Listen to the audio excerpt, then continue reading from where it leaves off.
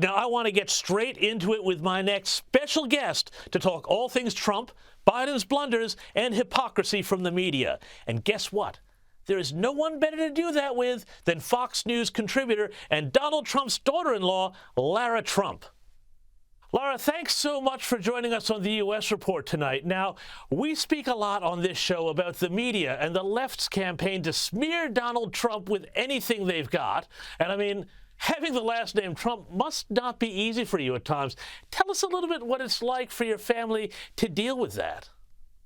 Well, you know, I think there was a very steep learning curve initially. None of us fully appreciated, I don't think, what we were getting into when my father-in-law decided to run for president and announced in 2015. And very quickly, things all changed. Don't forget that Donald Trump was sort of a darling of the media before he came down the escalator in Trump Tower and declared he was running for president as a Republican.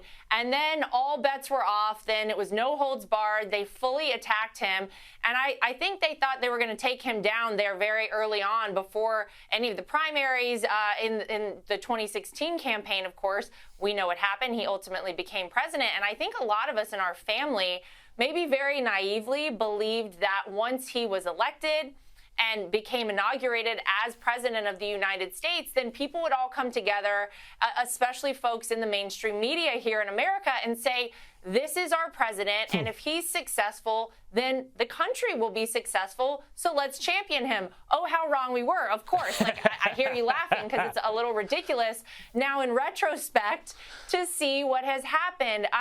But look, we all take it with a grain of salt. You know, they only attack people, I think, oftentimes who they fear, and they certainly fear Donald Trump. They're afraid he's going to run in 2024, and they're afraid if he runs, he will win. And I think they know, at least in the D.C. swamp, that the jig is up. He has their number. He doesn't play their game. He's not one of them. And it is terrifying to have someone who I think a lot of people still view as an outsider, although he was president one time, coming in and really exposing a lot of them. And so I think we're all sadly kind of used to it in our family. Sure. And, you just turn off your Google alerts and you don't check them that often.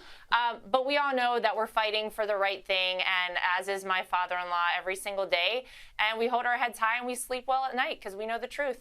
Well, good on you. But, the thing is, too, I think what we're seeing with this is that the media is losing some of their power because while they run a protection racket for the Democrats and Joe Biden, Americans are seeing the borders out of control, crime, especially in Democrat-run cities, out of control. I saw a poll where 1 out of 4 Americans are going to cancel Thanksgiving because of inflation. Are you seeing Americans really opening their eyes to what's happening beyond what the media, the mainstream media, is force-feeding them?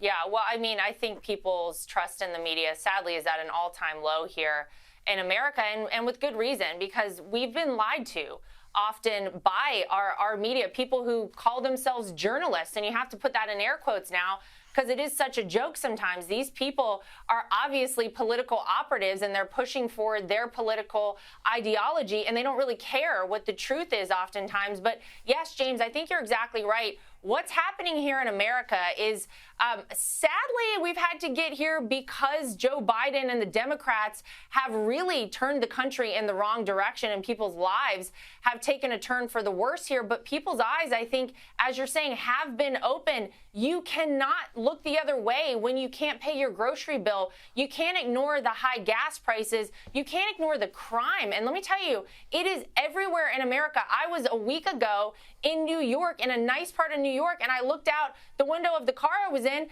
I saw a lady get mugged and her purse taken. I mean, it is everywhere. It is rampant. It is scary, and you can't hide these things. So as much as they would like to gloss it over in the mainstream media, people see it because they feel it in their everyday lives. They know that they are worse off now than they were the day that Joe Biden and the Democrats took control of our country.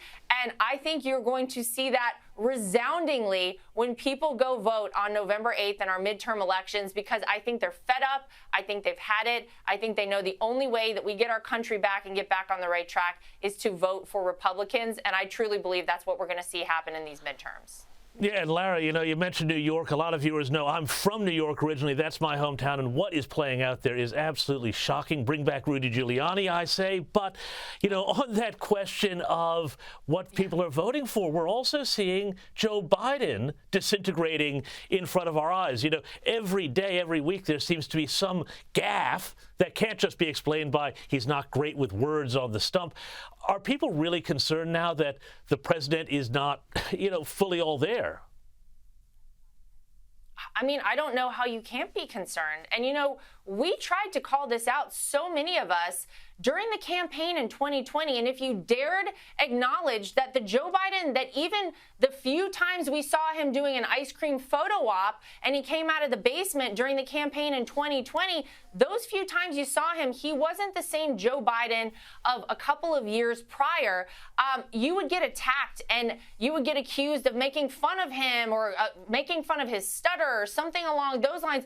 It was outrageous. And the truth is, we now see how dangerous it really is when you don't have the most powerful person in the world, the President of the United States, with all of his capacities and all of his faculties about him. I think people in America are very concerned. This is a guy who very infrequently is in front of a camera. When he is on a teleprompter. We know that his wife, Jill Biden, was upset the other day because his staffers didn't pull him away from the media quickly enough for her liking. So everyone can see it. It is an embarrassment for America. It weakens America.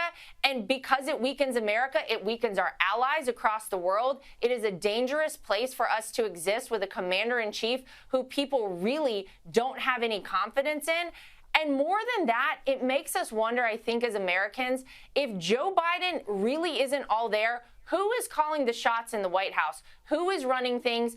Who is the person making these major decisions that obviously have very real and detrimental implications for all of us across the country? That is the million-dollar question, and I wish I could answer that for us. Well, I've got one more million-dollar question for you. I wouldn't be a journalist if I didn't ask you. Can you give us any hints? What will your father-in-law be doing about 2024?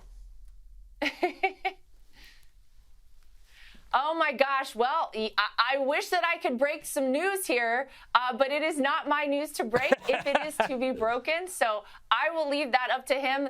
Here's what I can tell you. The country has never needed Donald Trump back more than we do right now. And I hear it from people everywhere I go. I hear it when I go to the drugstore. I hear it when I go on an airplane. I hear it in a restaurant.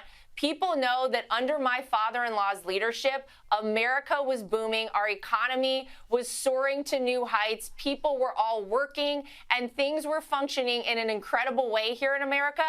Obviously, we have gone in the opposite direction. So I, of all people, hope that he announces he's running for president in 2024. I'll be one of the first people to get out there and vote for him. You can bet on that. But unfortunately, James, I can't help you out with any major news tonight. I'm sorry. That's all right. Always looking for a scoop here on the U.S. Report. Lara Trump, thank you so much for taking the time and joining us tonight. You got it. Thanks for having me.